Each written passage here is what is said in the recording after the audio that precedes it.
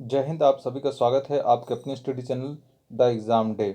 Channel पर पहली बार आए हैं तो सब्सक्राइब कर लीजिए, जिससे स्टडी से रिलेटेड आपको अच्छी अच्छी वीडियो मिलती रहे। क्लास 10th का जो हमने प्रैक्टिस सेट शुरू किया है, उसी क्रम में आगे बढ़ते हुए इकोनॉमिक्स का चैप्टर नंबर 4, जो कि वैश्वीकरण और भारतीय अर्थव्यवस्था है, उसके शॉर्ट टाइप के आंसर हम समझने जा रहे हैं। और इसके बाद हम लॉन्ग टाइप के आंसर करेंगे। और शॉर्ट टाइप के आप समझ लीजिए जाकि जिससे कि आपके लॉन्ग टाइप के जो आंसर आप करने समझेंगे उसको आसानी हो जाए।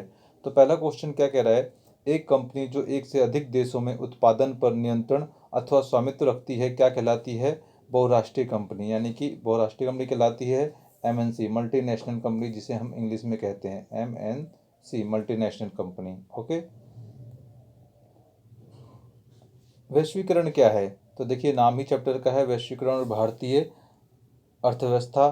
तो वैश्वीकरण शब्द हमें समझ में आना चाहिए। वैश्वीकरण यानी कि ग्लोबलाइजेशन, विभिन्न देशों के बीच परस्पर संबंध और तीव्र एकीकरण की प्रक्रिया ही वैश्वीकरण है। विभिन्न देशों के बीच परस्पर संबंध है, यानी कि ऐसा नहीं है कि हम कम्युनिकेट ही नहीं कर रहे हैं दूसरे देशों के साथ।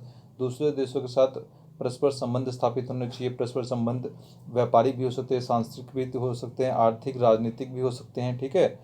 और इसको तीव्र एकीकरण की प्रक्रिया, यानी कि पूरा वर्ल्ड क्या बन जा रहा है, एक जैसा लग रहा है एक फैमिली है। तो क्या है ये? वैश्वीकरण है, ये ग्लोबलाइजेशन है। व्यापार अवरोधक का एक उदाहरण दीजिए। व्यापार अवरोधक या फिर प्रतिबंध यहाँ आएगा। ठीक है, या तो अवरोधक लिखा हो या प्रतिबंध लिखा हो तो बात एक ही है।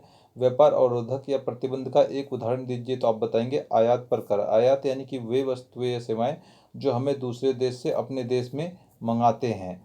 तो अगर वे वस्तु और सेवाएं आ रही हैं, अगर उस पर हम कर लगा दें, टैक्स लगा दें या टैक्स बढ़ा दें, तो उससे क्या होगा कि वो कम हो जाएगी उसकी संख्या, क्योंकि वो महंगी हो जाएगी वस्तु हमारे देश में। ठीक है।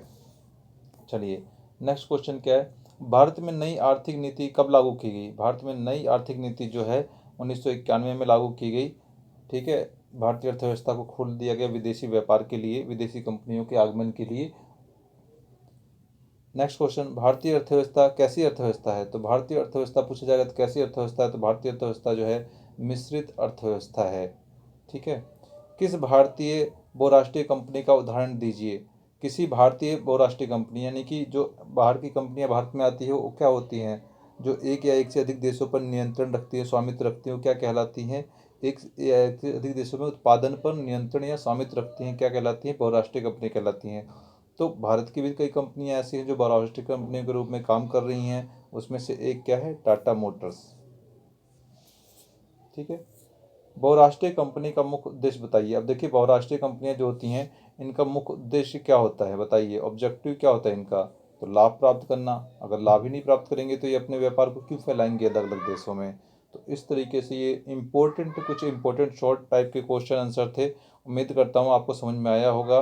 समझ में आया है तो चैनल को सब्सक्राइब कीजिए, शेयर कीजिए और लाइक कीजिए और पढ़ते रहिए। Take care.